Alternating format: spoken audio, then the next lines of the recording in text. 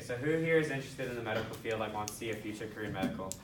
Okay, well, I'm going to teach you how to do a patient trauma assessment, which basically is if you ever roll up on a trauma scene, you're going to have to assess them for any injuries. So one common method that the medical field uses when they're assessing is DCAB BLS TIC, which is deformities, contusions, abrasions, penetrations, burns, lacerations, swelling, tenderness, instability, and crepitus.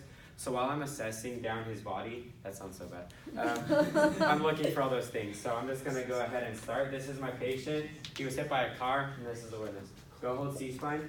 So C-spine is something that you use to make sure that they don't move their head while you're assessing so they don't have any further damage. Okay, so to start, I'm going to put gloves on. It's called body substance isolation. That way I don't get sick or get his blood in me because I don't want that. And I'm going to make sure that the scene is safe. I'm going to do E-name, so the environment is we're on a street in a crosswalk. I have one patient. You call 911 because you're just standing here. And then, so yeah, all right. Sir, are you okay? Can you hear me? Sir? Sir? Okay. Patient is unresponsive. So I'm going to start by assessing the head, feeling around, looking for liquid in the ears, testing the pupils. So there's no liquid in the ears, that's clear. That means that he probably doesn't have a head injury. His neck, minor crevice. All right, so at this point I would cut his shirt open. I'm not going to do that. I'm just going to do the assessment without it. All right, so to start, I'm going to put my hands like this.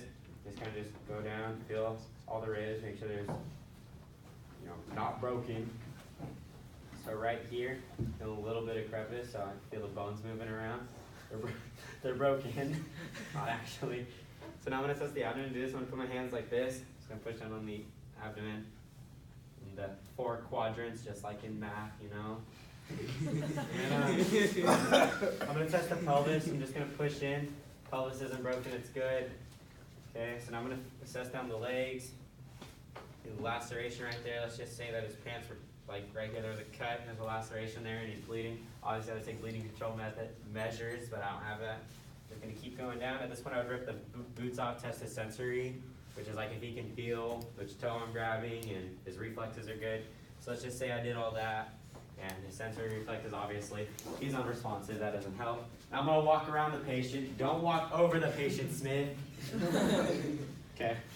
So I'm going to do the same thing on this side. I'm going to go down the leg. Make sure, obviously, there's going to be swelling, lacerations because he got hit by a car. But, all right, so now I'm going to rip off his boot. Again, not going to do it. Basically, I would just grab his toe, and if he was responsive, I'd be like, what toe am I holding? And he would hopefully respond. My big toe. But most cases, when they're unresponsive, you just got to test the reflexes. But there's a way to do that. I can't show you because I would have to take his boot off, and y'all don't want anything. Okay, so now I'm going to assess his arms. Start at the top and work my way down. This arm is not broken, so I can move that one.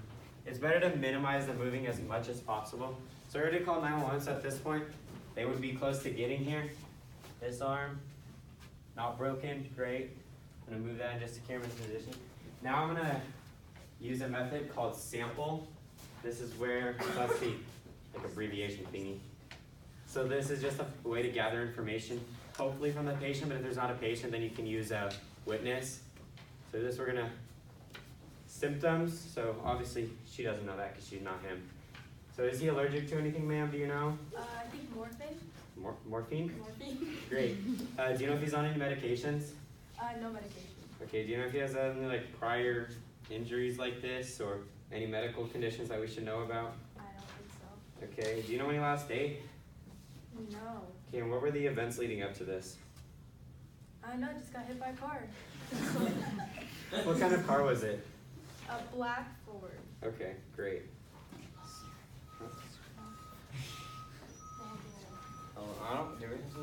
Okay, I'm gonna take his vitals really quick. So obviously I don't have a BP cuff, so I'm just gonna pretend.